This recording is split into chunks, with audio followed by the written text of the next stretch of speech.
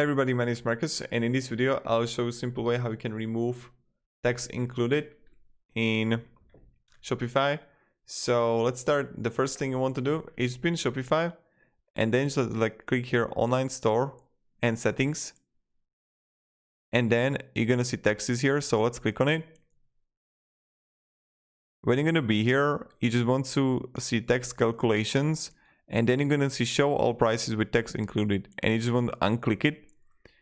And that's pretty much it. So you just unclick it, click save, and voila, I've got it. When I go back to settings and again to texts, it's not here anymore. So thank you very much everybody for watching. If you have any questions, guys, ask me down in the comments. I'll be really happy to help you. And yeah,